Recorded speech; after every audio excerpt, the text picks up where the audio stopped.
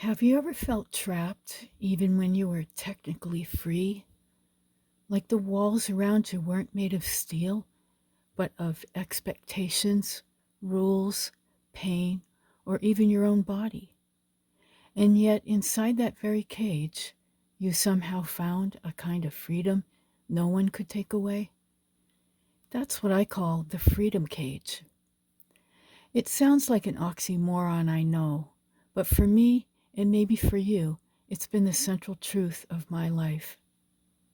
When I talk about personal freedom, I'm talking about the freedom from within that allows you to be the free spirit you were born to be, to learn about the world, and to express your being as it relates to the world. And that's all within the confines of this cage we call the body, where the spirit lives. As I began to create this episode, I thought about what makes some people go out into the world boldly as extroverts and what makes others more introverted. Studies say that 40 to 50% of our outward expression is determined by genetics. In our family of 4 kids, 2 of us are introverts who prefer to be alone and not talk to many people, while 2 seem to be extroverts who are quite happy to talk to others. The rest is affected by the environment you grow up in and your experiences along the way. Some environments are supportive. Some are cage-inducing, meaning they can stunt your freedom and be very difficult to escape from, unless you become adept at using the freedom cage. I'm going to focus on introversion today and how important the freedom cage is to us.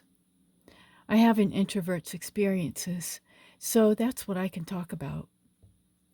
Today I'm sharing my story, how I started out as a quiet, creative little girl, how the world around me built cage after cage, and how I learned that the deepest freedom doesn't come from escaping every cage. It comes from what we build inside them. If you've ever withdrawn to your room, stopped trusting people, or felt stuck in a body that won't let you leave, this episode is for you. Let's talk about how we as introverts cope and how we still find freedom. I came into the world already quiet and inward. My father told me that as a baby I'd sometimes be so quiet in another room that he'd wonder what I was up to. He'd find me looking like a turtle, just looking around the room. I could lie awake for hours simply watching. I wonder what I was thinking.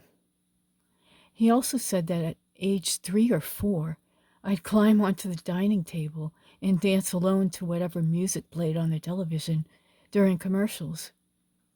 He foretold, "She's going to be a musician." I wonder why he didn't say dancer. Well, I did do tap dancing for a while, but it wasn't my idea. But I can see now that gentle creative spark was mine from the beginning.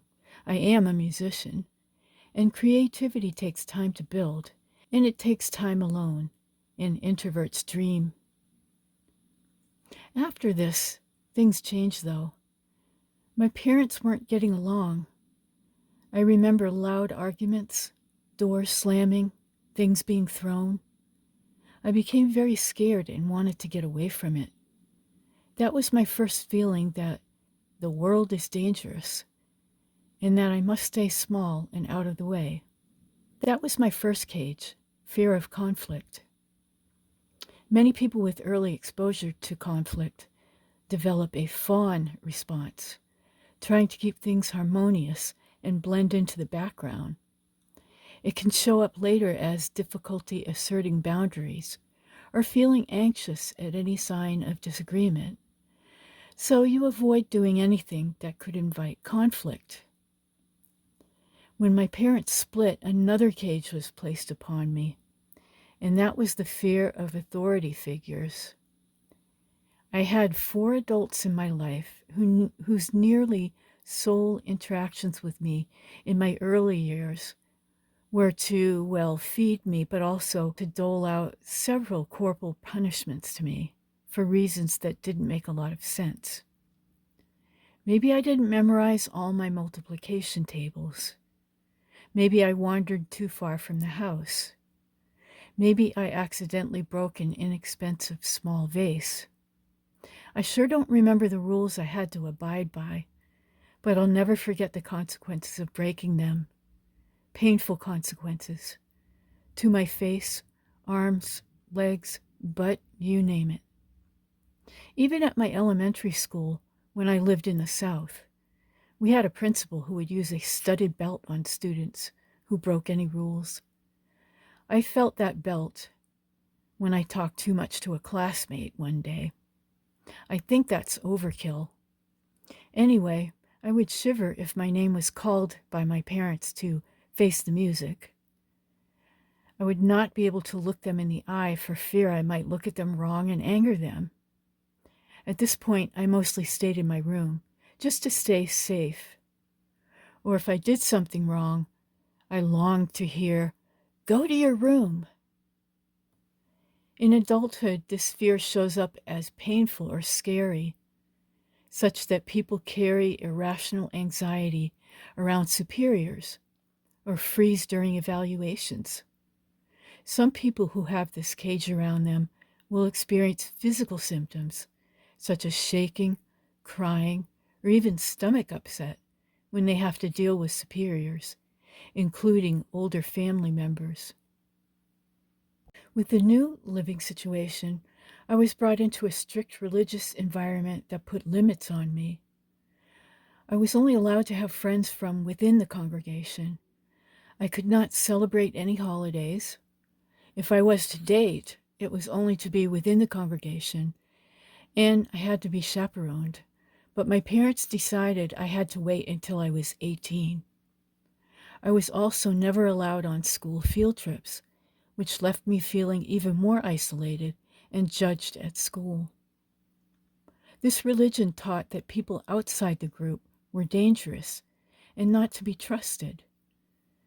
This fostered my next cage, fear of society, a deep sense of being out of place and believing most people couldn't be trusted. This has a lasting effect on your future relationships regarding trust issues. I still fight with those internal issues today. I was glad of the friendships I did have in the congregation. I knew those girls were going through the same as me, feeling different from others and mistrustful of others. They did get me through the awkward and scary feelings. But of course, I didn't want to choose friendships out of my fears.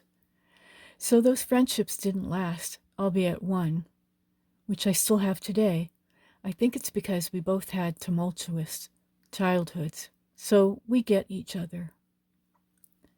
These fears of conflict, authority, and society sealed my natural quietness into protective isolation. So through elementary and middle school, I was quite introverted and felt socially awkward. This is the time when my room became my first freedom gauge. I'd close the door, put on vinyl records, and lose myself in the lyrics, imagining entire stories from songs like Elvis's Kentucky Rain, Boston's Hitch a Ride, and Jerry Rafferty's Baker Street, and many more. Or I'd pull out my guitar and sing some soft rock songs of the day. Outside felt chaotic and unsafe. Inside, with music in my imagination, I felt happier and freer. Music became my daily savior when people could not. I also began writing stories and poems. My imagination took me wherever I wanted to go. So the cage meant to confine me became my sanctuary and taught me how to find joy and creativity inside it. When I got to high school, things got better as I found others who I could share interests with, giving me a sense of a belonging. And that is a kind of freedom too. By the way, have you ever heard of ironic freedom? I just made that up, but let me tell you how I experienced it. In the 80s, I went on a college trip to the Soviet Union. I was in a beautiful city called Leningrad with 49 other students.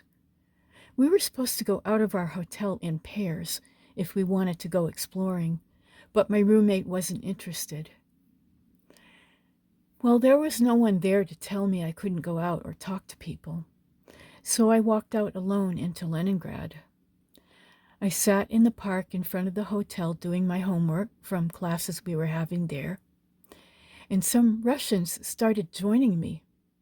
They just sat down on the bench with me and started asking questions. We were sharing conversations and exchanging cultural differences between the US and the USSR. For the first time, I could go where I wanted and talk to whomever I wanted, without house rules or permission. My only rule was to be at the group dinner each day. I made it to all but one dinner, which I missed and went hungry that night, but it was worth it for the cultural experience I had. I was the only one to actually see a dacha, which is a country cottage that most families had at that time. So looking back, it was deeply ironic.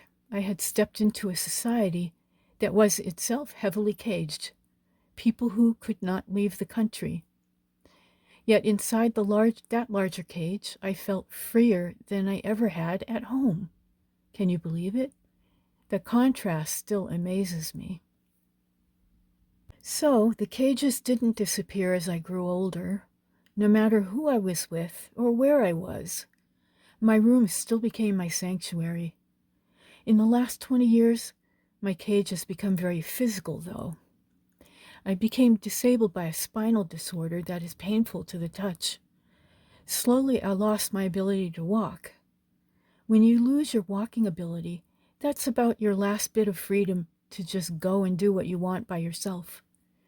Getting out requires help with a wheelchair. And even if I get to my car alone, and yes, I can still drive, and usually what I do is I drive into the garage where my car is, park my wheelchair next to the car, and then I get in and I can drive out myself. So even if I do that, I cannot get out of my car wherever I go unless someone is with me to help me with a wheelchair. So outings are limited to drive-through meals or feeding birds from the car window before heading home again, if I'm alone. So how can I be free now? I am physically caged all the way. But the real freedom cage has always been there inside us, our mind. It's there in our skull cage, but our thoughts can free us even when our bodies are trapped. Think of Stephen Hawking. He was in a wheelchair and couldn't even speak or move his hands. But his mind and spirit came through and taught the world amazing things. Thankfully, through some technological things that he could use. Our minds can free us in so many ways. We can close our eyes and travel anywhere. To a sunlit beach, a childhood tree we once climbed, or a future we're still dreaming. We can replay favorite songs in our heads and feel the same lift they gave us decades ago. We can write stories, poems, or journal entries that turn pain into meaning or create brand new worlds. We can imagine conversations we wish we could have. We can plan quiet adventures or sit in gratitude for the small beauties still around us. In our thoughts, we can dance, sing, explore, forgive, and grow, all without ever leaving the chair or the room. That all works for me, and I also include the internet, where I can travel to different parts of the world to watch the live walking streams and get a feel for a city or a countryside. So you see, the cage of the body or the house can't touch the freedom that lives inside our heads and hearts. We all have something valuable inside us. Don't let the fear or the scars from the past, or even real scars, kill your spirit or pen you in. Find your freedom within and be open to where it takes you. So, the life lesson I've carried from all these freedom cages is this: some of us are born with a quiet, creative heart. Life and the people around us can seal that into protective isolation. We withdraw, we stop trusting easily, we build walls for safety. But the deepest freedom isn't always about smashing every external cage. It lives in our minds, our spirits, our music, our writing, and our imagination. The cage becomes the place where inner strength and creativity can grow strongest.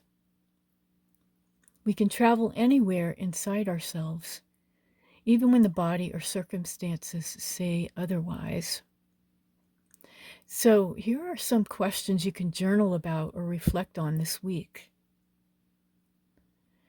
Number 1, what cages, rules, fears, relationships, or physical limits have shaped your life the most? 2, when have you felt the most free inside a difficult situation? And what helped you find that freedom? 3, what creative outlet, memory, or inner practice, could be music, writing, imagination, or out in nature, still gives you a sense of freedom today?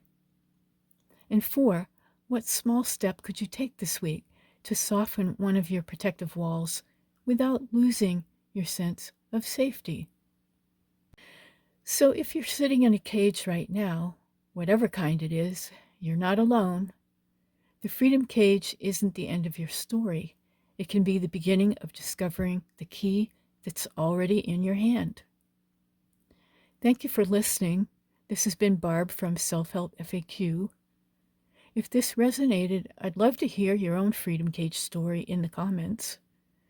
Remember, even the tightest cage can't lock the mind and spirit completely. Take care, and I'll talk to you next time.